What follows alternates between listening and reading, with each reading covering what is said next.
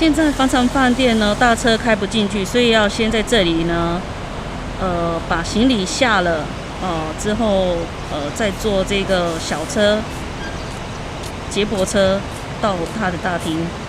杜拜帆船饭店，这是许多旅人的梦。怎么会饭店变成旅人的梦呢？为什么很多人都指定要来杜拜帆船饭店呢？什么时候它变得这么有名？为什么全世界饭店这么多，你偏要把它弄一个7星级的呢？以后会不会有8星或10颗星呢？这就是重点。我觉得杜拜的政府，它对于观光行销很厉害，他们深知自己的缺点，在沙漠当中又没有其他邻近酋长国老大哥他们石油那么丰富，所以他们就在沙漠当中创造奇迹。而且奇迹不是你想创造就创造了起来，还包含了这个国家他们懂得自己去营销宣传他们自己，推广到全世界去。所以杜拜政府他们就致力于，我们这个国家其实没有很多天然的资源，那我们就用没有天然资源的劣势把它变成优势。这个时候就是在这里面盖出一系列其他国家没有的，像最高的建筑，像很棒的饭店等等。现在我们就来到了大家所谓口中梦寐以求的7星级帆船饭店。7星级帆船饭店，你可以在里面住上一晚，你也可以来这边用一个晚餐。无论哪一种方式，都会让你感受到阿拉伯联合大公国杜拜这一个国家城市，他为了他自己在沙漠当中创造奇迹所做的努力跟他的创举。来到7星级帆船饭店，首先映入眼帘的当然是它的建筑咯。再进来你可以看得到伊斯兰教阿拉伯国家他们对于奢华的定义是什么，还有包含他们使用的元素，他们的创作元素，再加上他们设计的创意。所以7星级帆船饭店只有越来越贵，没有越来越便宜。他们不断的营造出让客人想来的情况，所以无论它越来越贵，无论它多么难订，大家都还是想来这个地方订住上一晚。而且在这里面，它的奢华，它的特别，都让人进来的时候拿起相机不断的拍。我们光讲一个最简单的方式就好了。当你走进7星级帆船饭店，有什么样子的饭店在住的时候，就要先开一个小型的说明会，告诉你你的房间长怎么样，你的房间要怎么使用。这就是它最特别的地方。当你听完了说明会之后，还有你专属那一个楼层的管家带你到你自己居住的房间去。他要强调的就是隐私、奢华、特别、独一无二，这就是旅游所传递出来的定义。杜拜他们想要传送给所有的人，我的杜拜7星级帆船饭店多么特别。所以这个7星级帆船饭店除了自己本身财力之外，也有加上这个国家大力的推展，让杜拜的7星级帆船饭店变成全世界很多旅人的梦，一定要来住上一晚这么奢华的饭店。那你说贵成这个样子谁住啊？我告诉你啊，还一堆人呢。以前啊，暑假的时候，阿拉伯联合大公国这里太热了，所以他们的饭店就会做促销。你知道现在连暑假都不一定有促销了，因为几乎每一个人都想来这个地方住。反正外面暑假太热，45度，我就从头到尾都住在帆船饭店里面。所以我觉得旅游是这样啊，你认为多高档的行程，我告诉你，有人还嫌不够高档，贵还要更贵。那有的人呢，反正呢，就算我3餐去吃 7-Eleven 我都 OK， 甚至呢，我当背包客，我住在帐篷里面，我都觉得那是旅游。所以旅游有很多层面，哪一个好？没有哪一个好，看你的能力，或者是看你的心态。你想选择哪一种旅游都很棒，只要是你喜欢的。船，坐船喽！开心啦！坐船喽！哎，拜拜！拜拜！坐船喽！再来，在帆船饭店里面，你还可以体验到独一无二的水上计程车。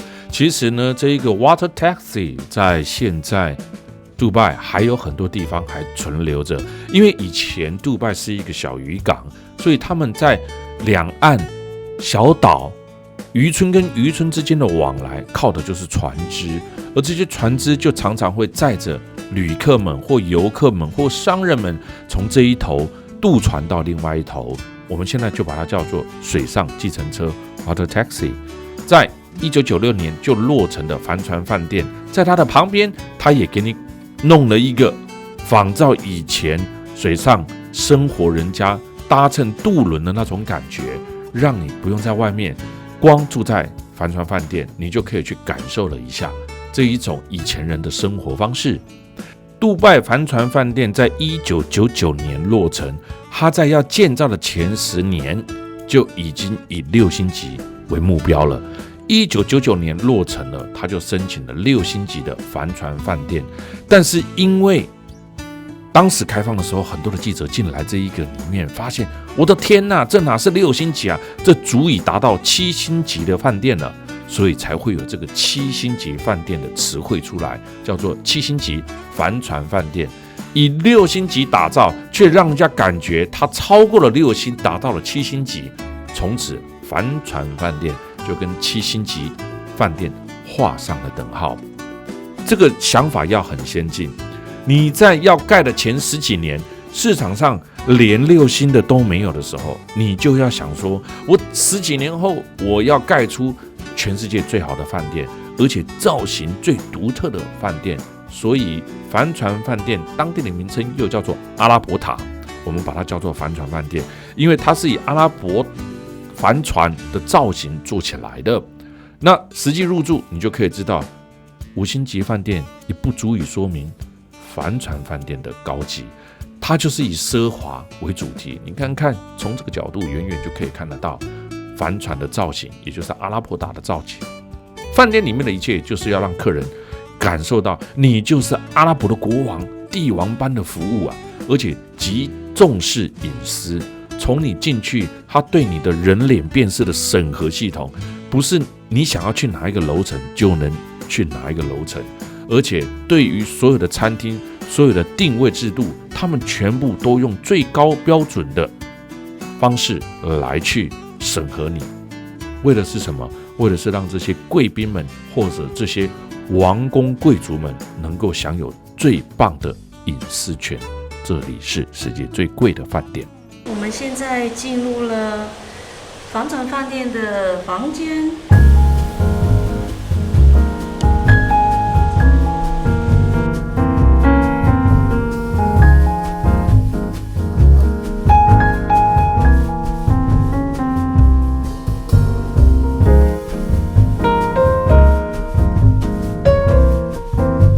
这是他们这里有一个小办公桌哦，那个柜子里面有咖啡，免费的咖啡，还有呢，这边桌面上的果汁啊、点心啊、水啊都是免费的。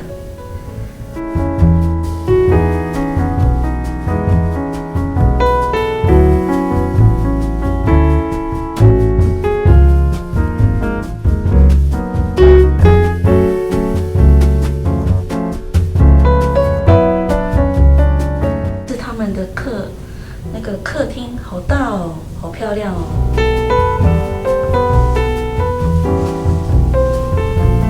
房间的客厅哦。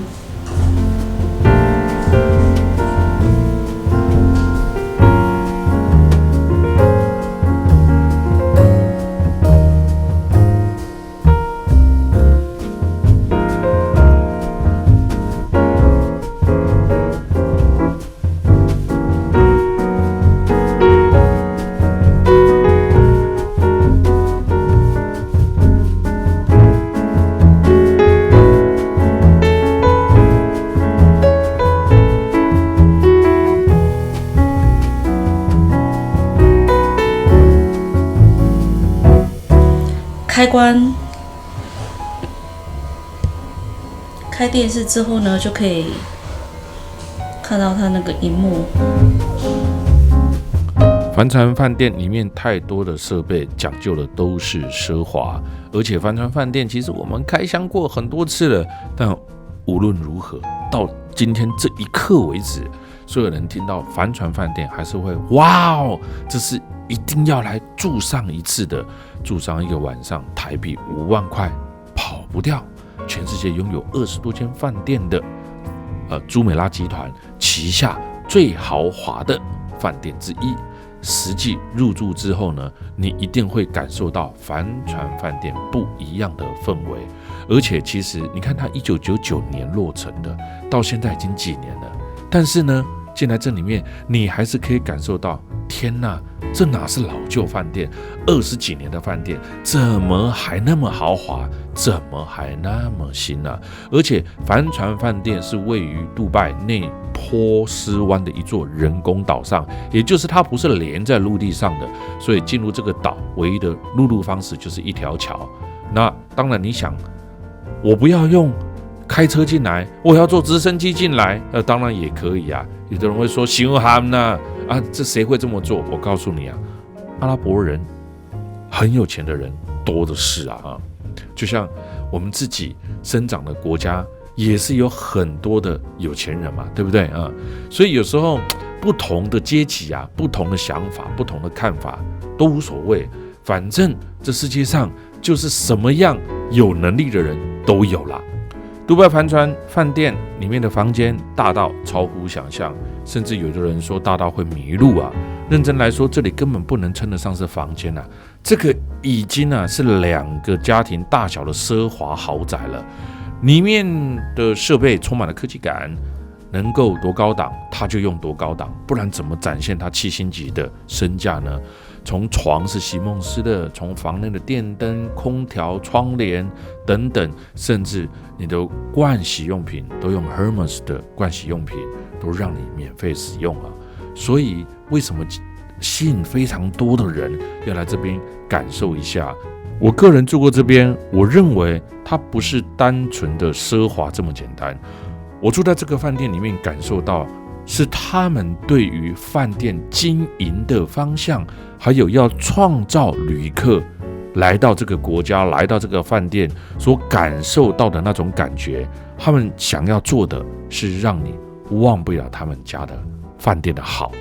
所以我觉得这个才是我个人觉得这家饭店很厉害的地方，在包含了帆船饭店里面的很多设计点，我也觉得不错。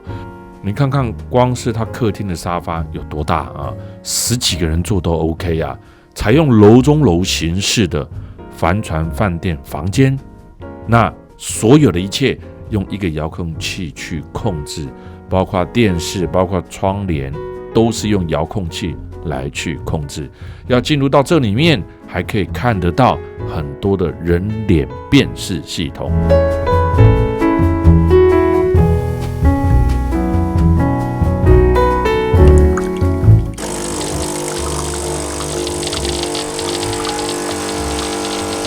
边享受一杯咖啡边看风景，多棒！你们看到泡一杯咖啡，就坐在窗台旁边，然后呢，享受的美丽的杜拜湾。这一杯咖啡呢，看起来怎么那么像中酱汤啊？没关系啊，这是我们的 Monica 啊，你看她就坐在这个窗户旁边，然后呢，感受一下整体的氛围，很棒啊。其实哪需要安排什么行程啊？3、5好友坐在沙发聊聊天，看着窗外的景色，人生就这么棒啊！好姐妹们、好兄弟们，拍张照，等一下到楼下吃自助餐。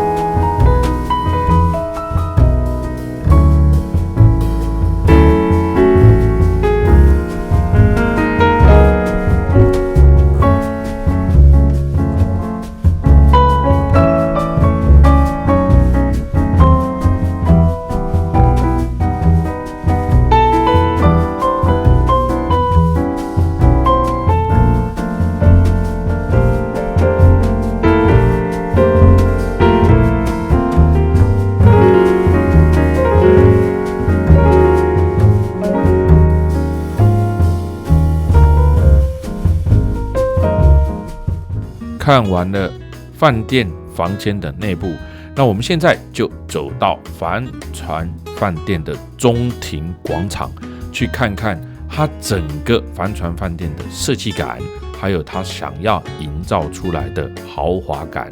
其实我常常在讲啊，帆船饭店也没有请我代言啊，我只是站在一个旅游者的角度去告诉大家，来住7星级的帆船饭店，可以去感受一下帆船饭店它落成的定义是什么，它想要营造出来的氛围是什么，再加上这个国家懂得运用这样子的方式去营销自己，让全世界的人来到这个地方，想要的不是哇哪里便宜哪里便宜，想要的是它这里好奢华，我好想去那个国家感受一下奢华的氛围。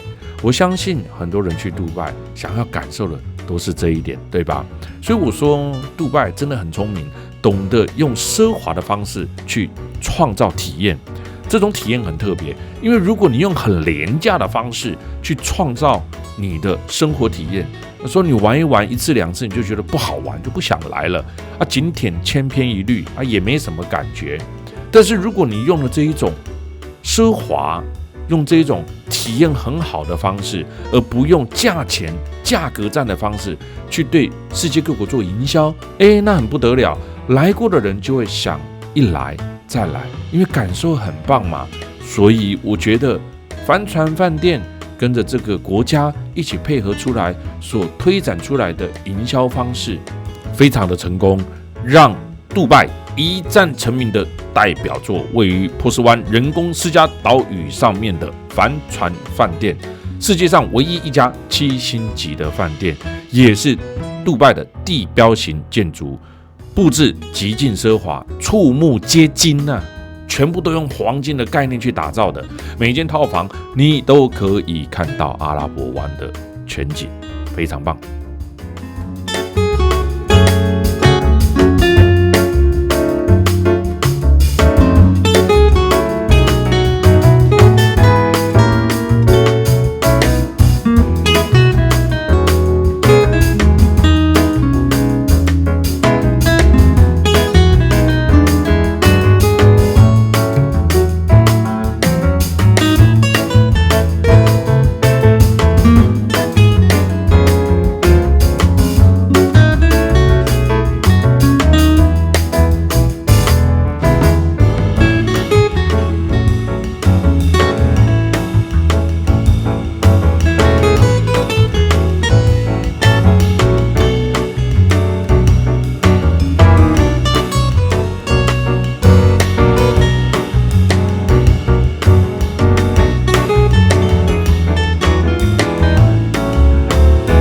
在欣赏帆船饭店的建筑当中，你也可以看得到，它用了这个国家民族的特色融入到帆船饭店的所有建筑当中。最多的就是我们现在所看到的这种阿拉伯式的花纹，还有在伊斯兰教非常重要的水的元素。因为对沙漠国家来讲，水是非常重要的资源，也是伊斯兰教天堂所在地，到处充满了水跟花草，还有几何图案。但其实你知道吗？阿拉伯式的花纹并非伊斯兰教原有的词汇，而是源自于文艺复兴时代欧洲学界为了区别一种以植物图案为主体的伊斯兰装置艺术而给予的名称，把它叫做阿拉伯式的花纹。那第一位将阿拉伯花纹特色标示出来的西方学者，他指出这种花纹是植物不断生长繁衍的象征，无限性就是这个作品可以不断的繁衍衍生变化的特性。所以我们在很多的伊斯兰教它的图腾当中都可以看得到花纹是这样子来的，无限延伸。现在我们又进来他们的浴室里面看看，你看连地板也是有很多的阿拉伯式的花纹啊，只缺乏有人在里面当场洗蓬蓬给我们看哦。如果有那也是不错的啊，打马赛克就好啊。那在这里面呢，还有很多的基本元素啊。其实看到了伊斯兰教的世界，你就可以了解到伊斯兰的基本元素呢，都是阿拉伯式的几何图形跟花纹。首次出现在阿拉伯世界就是10世纪伊斯兰文明的首都巴格达。从巴格达逐渐流行到其他的地方，它就变成了现在看到伊斯兰就会看到几何，看到阿拉伯式的花纹，已经变成了标准模式。一直到14世纪，像是花的植物形态才慢慢被加进了阿拉伯的花纹创作当中。由于伊斯兰教禁止以人类跟动物形象呈现在宗教场所，所以你在它的清真寺你看不到任何的人也看不到任何的动物，只能看得到花草树叶主体的装置艺术。所以因它不能膜拜偶像所以变成了伊斯兰视觉艺术最独特、最主导性的表现形式。所以如果你有机会去西班牙，你会发现到西班牙的瓷砖，它的花纹跟着阿拉伯式的花纹很像，那是因为历史告诉我们，伊斯兰曾经进入到这个天主教国家的南部，西班牙的南部留下的文化代表。所以西班牙的文化为什么那么有特色？所以历史都会留下痕迹的哦。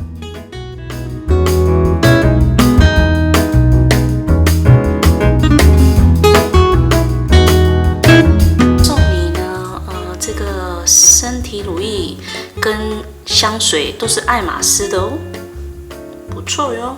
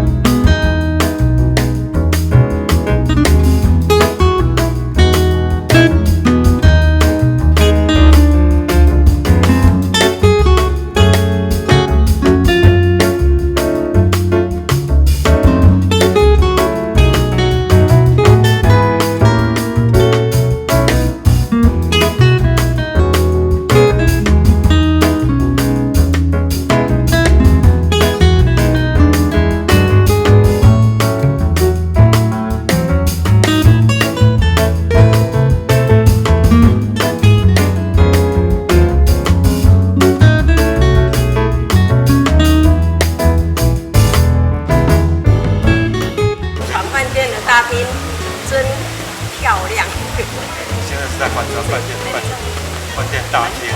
大楼。赞。帆船饭店。good。饭店。好棒哦！棒赞。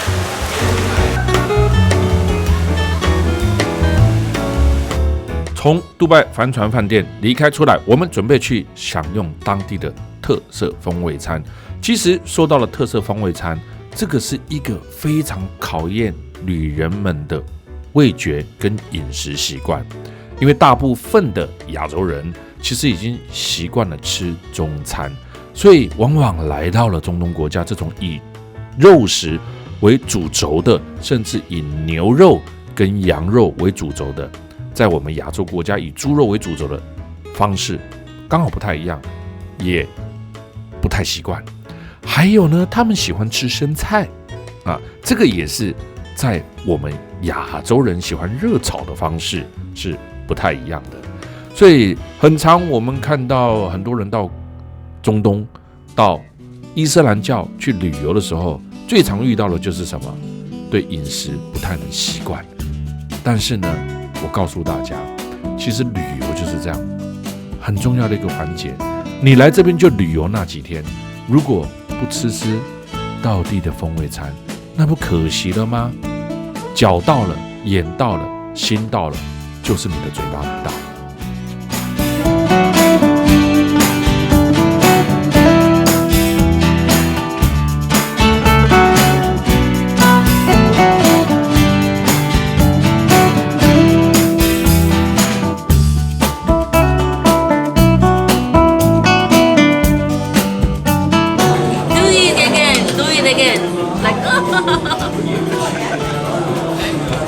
颠都不太讲，他帮我们那个 10 seconds, no problem. OK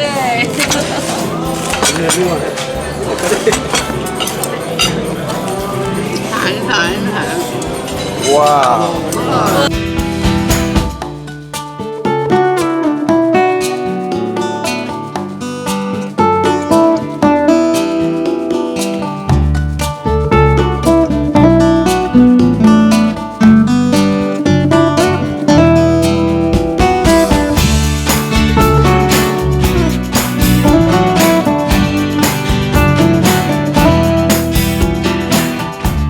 烤虾嘞，对呀。This one person, yeah. Thank you。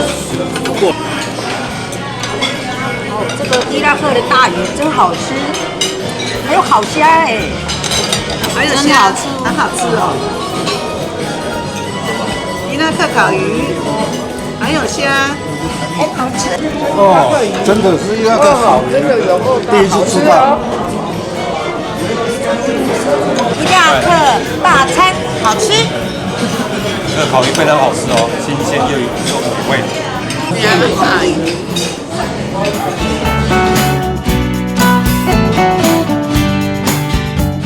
杜拜这个国家一直不断的创新，在创新，它的创新的方式就是为了让所有的人能够记住这个国家的特别，这个国家的美好，进而带动更多的人喜欢他们，来他们国家消费，来他们国家了解他们的文化跟艺术。所以我们现在又来到了一个具有非常科技，还有带有伊斯兰风格，也有很多伊斯兰图腾雕塑的博物馆，它叫做未来博物馆。我们想到的博物馆都是过去式嘛，都是以前的上千年啊，对不对？神秘奇幻的啊，你越久的越值钱。而现在我们来到了世界14大最美博物馆之一，它要告诉你的就是未来的方向。所以在这里面，一切的东西都以未来为主题。杜拜一直在超越自己，一直不断在创造最新的东西，让旅客们愿意一来再来。他们砸下的重金，就是要盖出跟全世界不同风格的所有的建筑跟所有的特色文化，吸引全世界的任何一个旅客来到他们这边都会赞叹不已。 Social inequality. I hope robots like me can help to build a more optimistic and positive future for all. What's your name? My name is Amika. I'm a humanoid robot and I work for the Museum of the Future. Do you have any question for me? 这机器人栩栩如生，我常在想，将来旅游团体当中会不会就被机器人取代了？机器人来带团，这有没有可能性呢？很难说了哈。未来会发生什么事情？很多事情很难说。就像有很多的人会说，以后没有人要跟团啊。所有的很多的年轻人都说，谁要跟团啊？跟团都被绑死了，对不对？都没有办法自由又自在。但是其实你知道吗？现在很多的出国旅游跟团的，非富即贵。为什么？他不要那么辛苦的自己安排行程啊，对不对？他只要放空出去玩就好了，这样子不是很舒服吗？所有的一切，人家帮你排得好好的，让你可以呢轻松又自在，只要放空，上了飞机一路到那边去玩就好了。那如果我想要很高档的，我就选择最高档的行程来参加。如果我的经济能力有限，或者是我觉得这个价位我只想付这样子价位的旅游，他也可以跟团，反正都有人帮他打点好一切。所以未来会不会有机器人取代我们？这个我不晓得。但是我觉得人还是喜欢享受跟被服务的，对吧？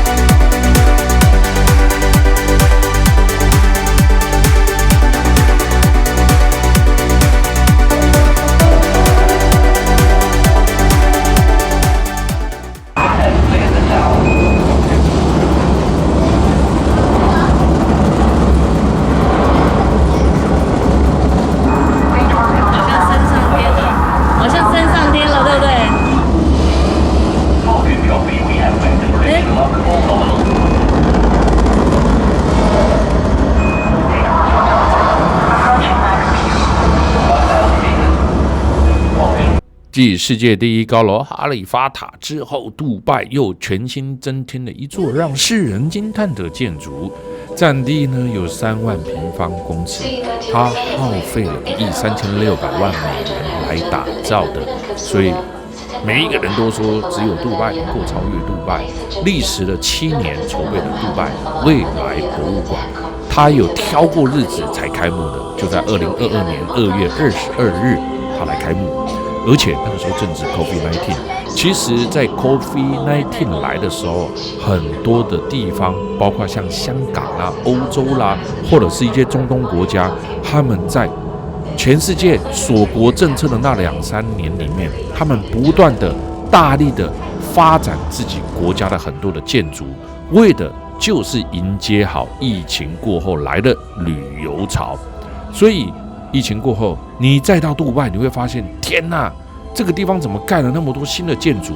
其实他们都是准备好了。这个地方外观有几何图形堆砌而成的未来博物馆，阿拉伯联合大公国当时的国家，包括酋长都来这边，代表了这座博物馆来跟全世界行销。全球性的建筑跟工程指标，就是为了让更多人来这个国家来旅游，充满科幻感的无梁柱的环状设计，在这里你都看得到所有先进的一切，非常建议大家来未来博物馆看看。而且它就在繁华的金融区，在这个镂空的建筑当中，一样带有非常强烈的伊斯兰建筑，它所有用的一切都是充满了科幻感，而且不是像电影一样它不会实现，而是真正在未来都会实现的方式。里面一样有水池、有绿地、有自行车、有休闲区。未来博物馆由南非出身的建筑师来所设计，包含了3大的设计元素：环形象征了人性，绿色土丘代表了地球，镂空元素代表着深不可知的未来。特别是内部的构造没有用任何一个梁柱，而是用1000多块独立的不锈钢和玻璃板来组成，还有很多的投影，就投影在这一些面板上面，更是透过机器人技术建造，设计的灵感来自于中国的风水概念。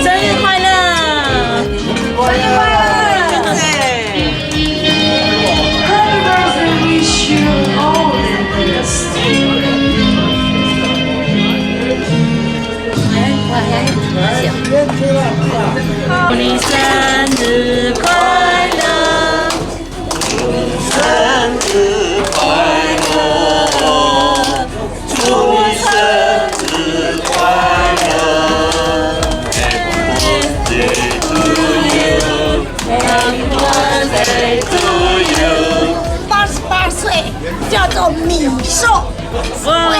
为了庆祝米寿，特别来杜拜度蜜月。哦，棒哦，棒棒棒！谢谢大家，祝大家平安快乐。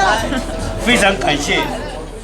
我深深觉得有一个男人流过了我的心窝，你面我有情，遇见我好的